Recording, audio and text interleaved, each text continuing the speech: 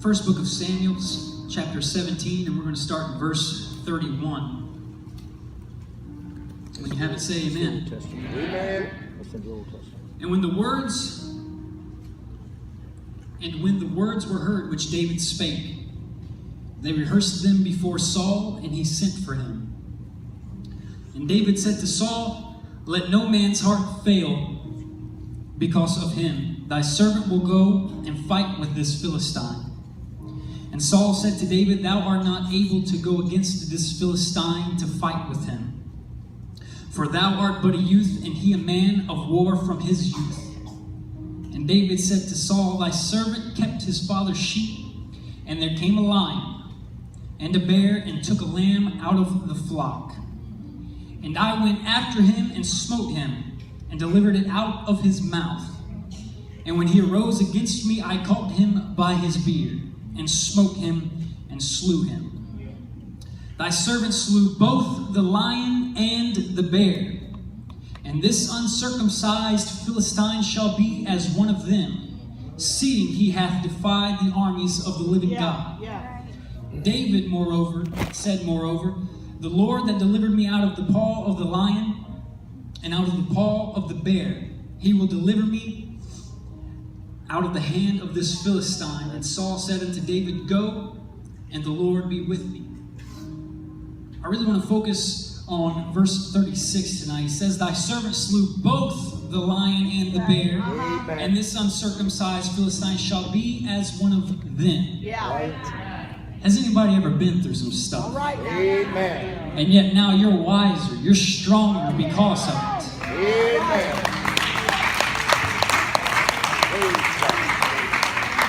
The title for my message tonight is "I've Got Another Rock." All right now. I've got another rock. Before you're seated, look over at your neighbor and say, "I've got another rock." I've got another rock. You may be seated.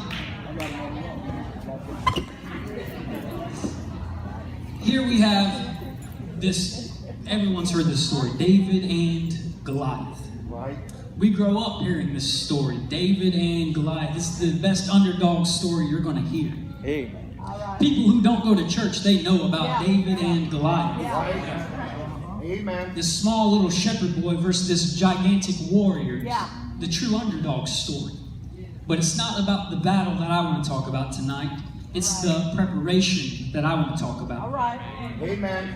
I want to talk about the stage that God set for David for him to perform. You see, when God sets you up, he sets you up good. That's right. He equips you with everything you need.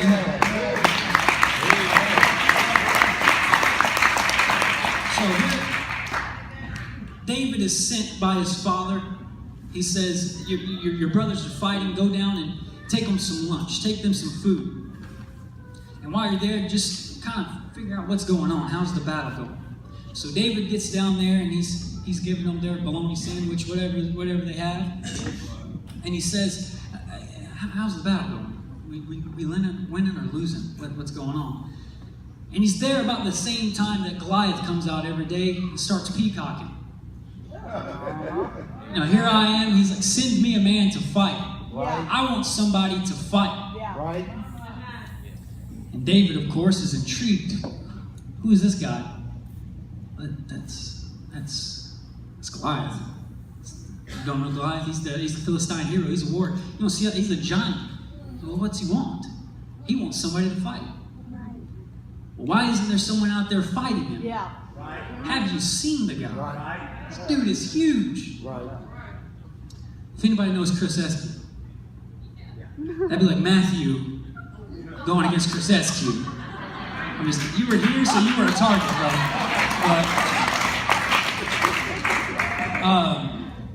Well, there we go. There goes the train of thought. Anyways, there's no way no one's going out there to fight. This guy he's the real deal. And he says, "Well, you know what? Since you're not going to do it, I'm going to go take care of business." Right. Saul hears about this, and he says, "Send the boy to me. I want to talk to him, talk some sense into him." And David says, "I'm going to go out and I'm going to kill this giant. I'm going to kill this Philistine." And Saul says, No, you're not. You're just a boy. This guy's been trained from from childbirth to be a warrior. Right. This guy has state-of-the-art everything. He is armed to the teeth. There's no way you can win. I'm not letting you on that battlefield. You're not going to win.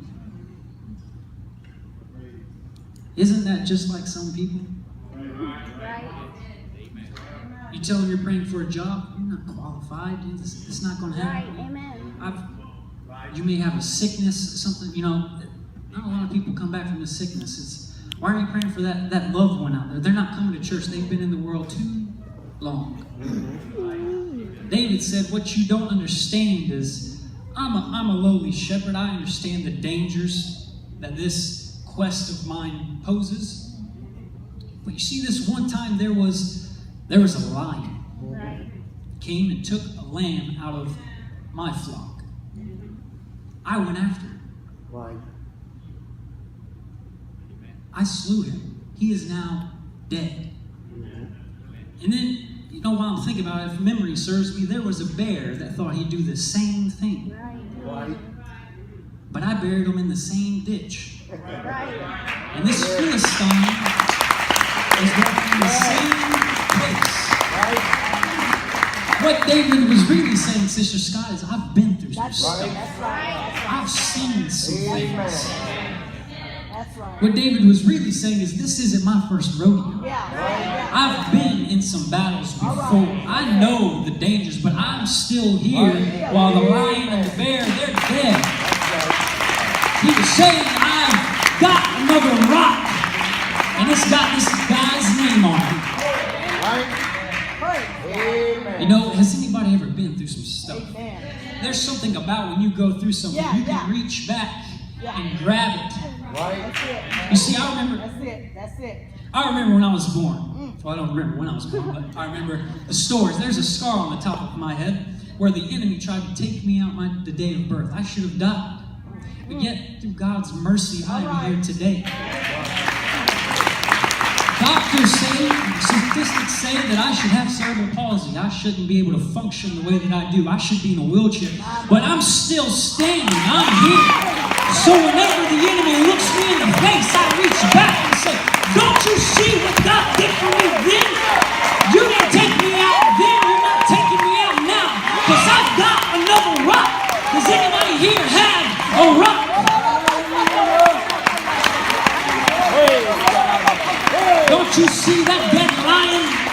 Don't you see that dead bear? You're next, baby. You're next. Is anybody hearing what I'm saying? You may have seen me throw a rock, but that wasn't my last rock. Amen. You didn't defeat me then, you're not defeating me now.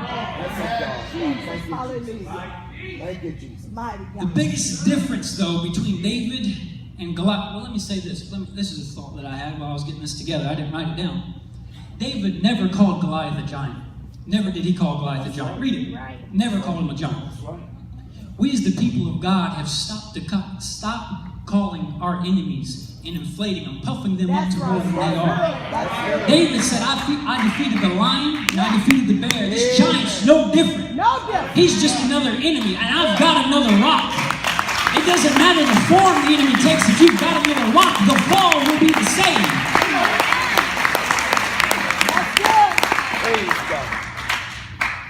But the biggest difference between David and Goliath was not their skill, it was not their training, it wasn't the way they were raised, it wasn't their convictions, it wasn't any of that.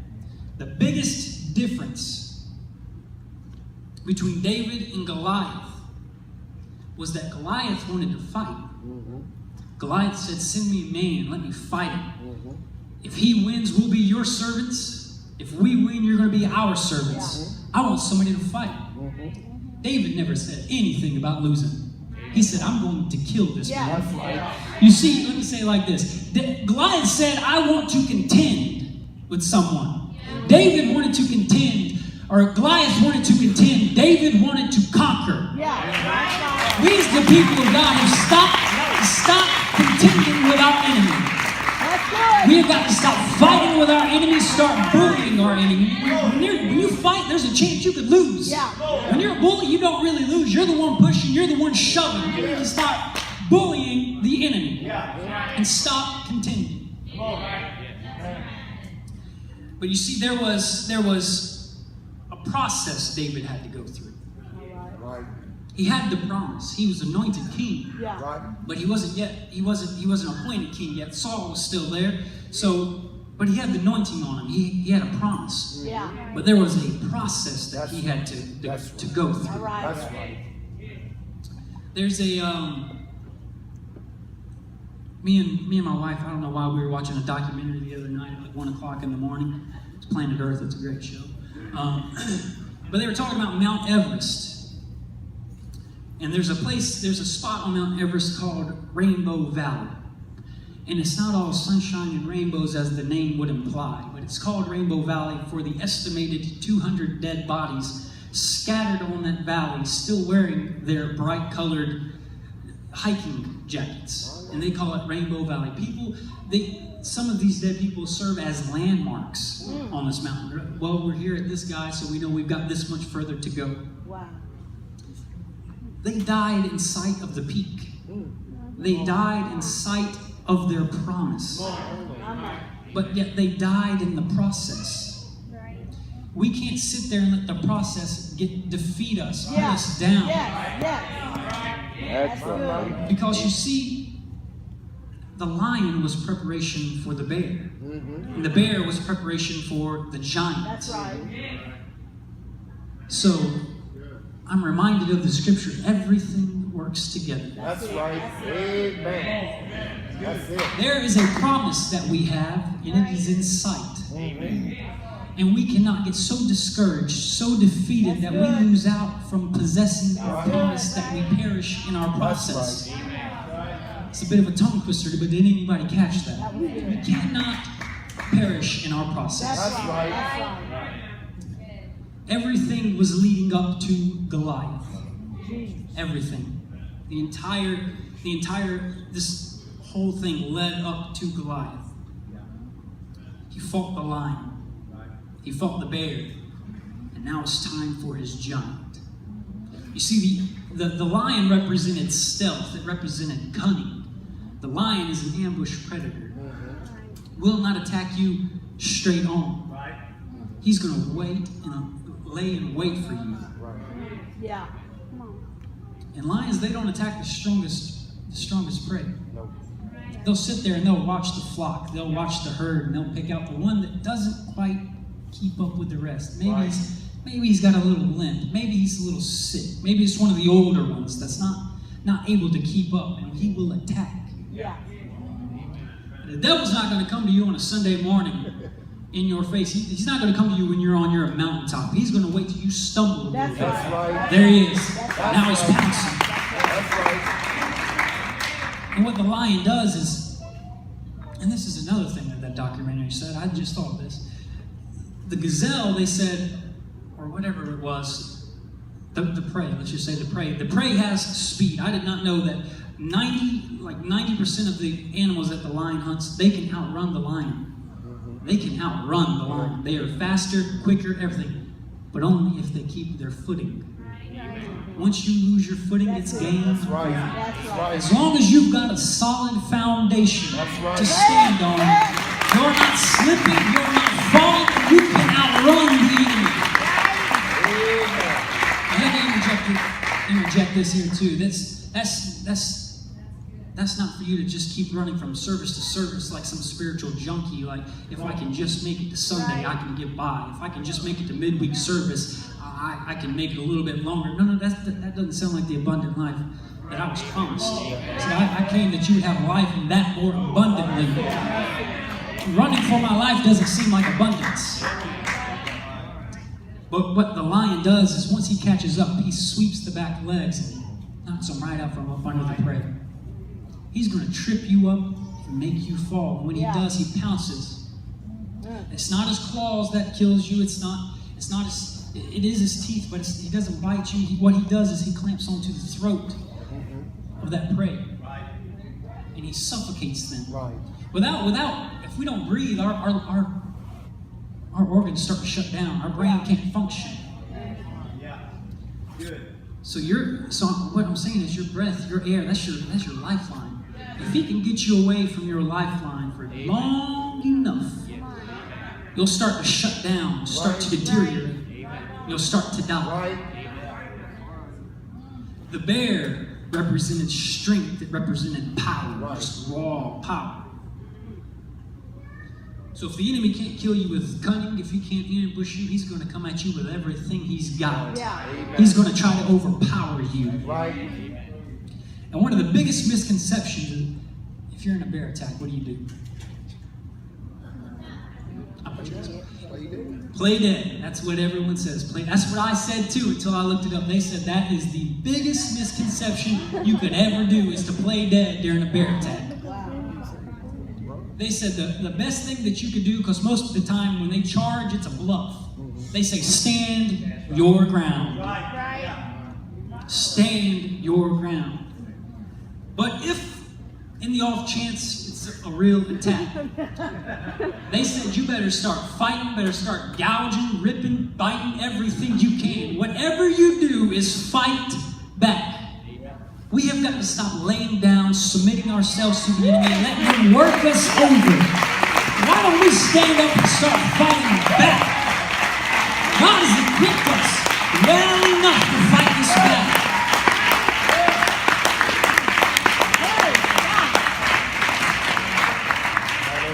If the lion represented cunning and the bear represented strength, then what does the giant represent?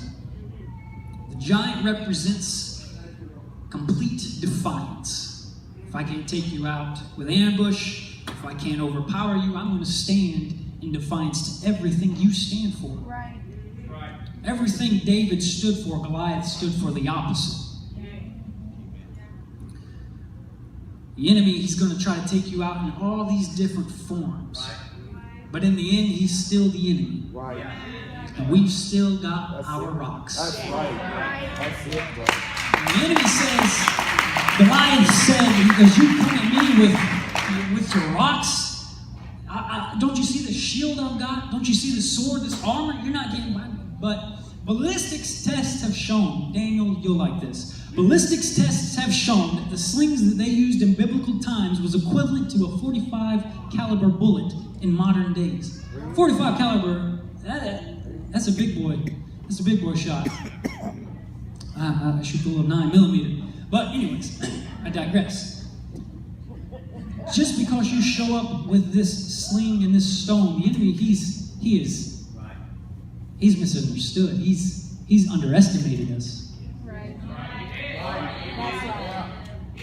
God has equipped us. And I said it before, when God sets you up, he sets you up good.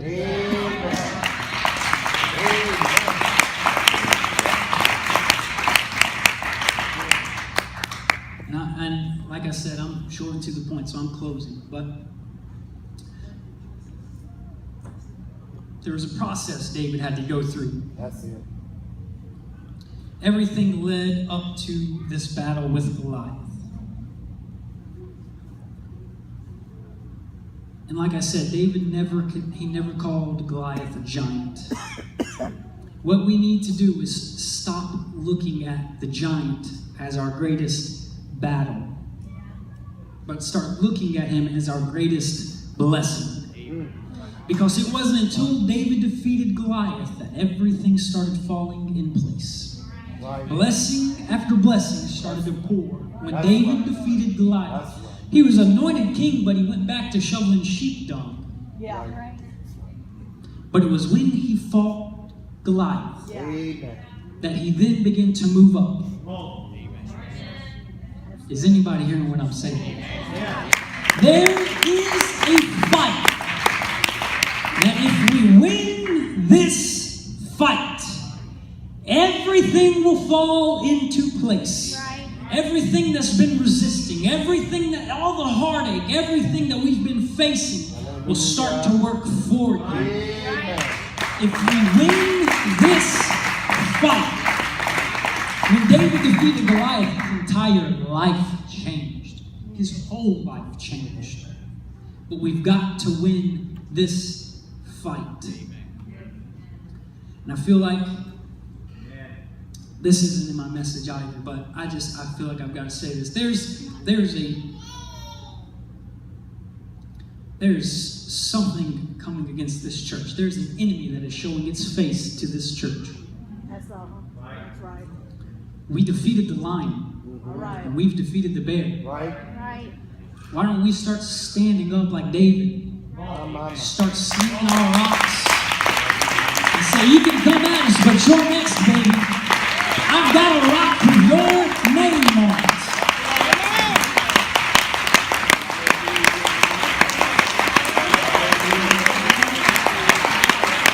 Does anybody have another rock? I wish somebody would stand to their feet and begin to lift their voice.